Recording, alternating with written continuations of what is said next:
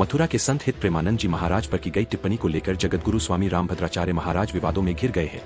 उनका यह बयान सोशल मीडिया पर जमकर वायरल हो रहा है और लोग उन्हें लगातार ट्रोल कर रहे हैं। मामला बढ़ता देख डैमेज कंट्रोल की कोशिश में जगतगुरु महाराज के उत्तराधिकारी रामचंद्र दास महाराज मीडिया के सामने आए और अपना पक्ष रखा। उन्होंने साफ कहा कि जगतगुरु महाराज का किसी की भावनाओं को ठेस पहुंचाने का इरादा नहीं था, लेकिन बयान को तोड़ मरोड़ कर पेश किया जा रहा है। संपूर्ण जीवन उनका शास्त्र के लिए समर्पित रहा है। चित्रकूट की धरा ने ना जाने कितना गौरव उनसे प्राप्त किया है।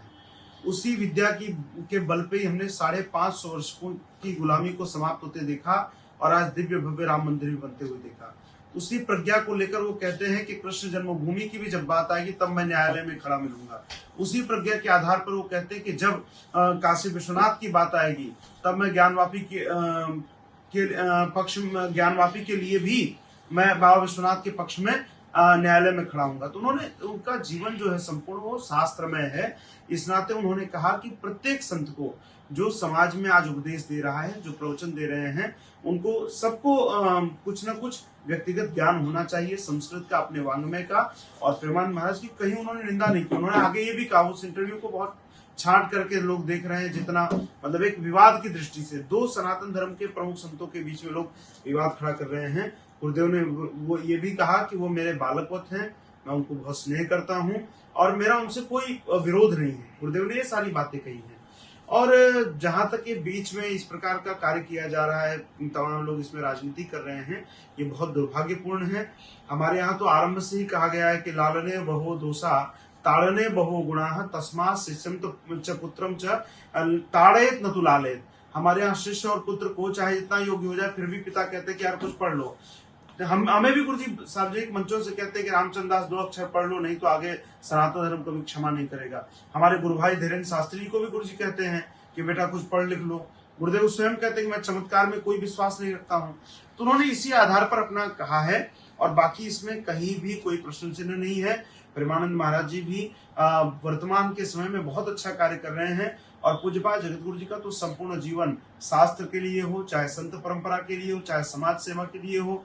आप देखिए कि इसी चित्रकूट में उन्होंने एक विश्वविद्यालय ऐसा बनाया जो दुनिया के दिव्यांगों को एक स्वावलंबी होने का मार्ग दिखा रहा है। इसी चित्रकूट में उन्होंने दिव्यांगों के लिए उच्चतर माध्यमिक विद्यालय बनाया। तो उनका संपूर्ण जीवन जो है सेवा के लिए ही समर्पित है। इस नाते मैं सबसे आग्रह करता हूँ कि इसको विवाद का माध्यम न बनाए। हमारे यहाँ सनातन धर्म में संवाद की परंपरा रही है, इसे एक प्रकार से संवाद की दृष्टि से ही देखा जाए। गुरु जी कल जैसा संत भी कई संत गुरु जी कह रहे हैं कि गुरु जी को ऐसा नहीं बोलना चाहिए। कल एक महामंडलेश्वर जी ने उन्होंने सीधा जगत गुरु रामभद्राचार्य महाराज जी को चैलेंज कर दिया। अब उन्होंने जो चैलेंज किया मैं उस पर आपको बताता हूँ। उन्होंने जो कहा है कि ये मैं क्या कहते हैं कि श्लोक बोल रहा हूँ।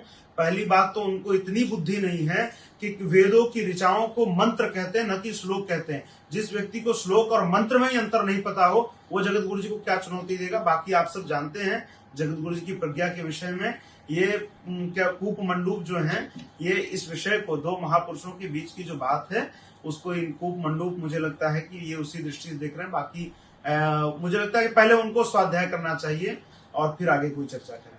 महाराज जी, सनातन में जो गुरु जी का स्थान है वो किसी का नहीं है।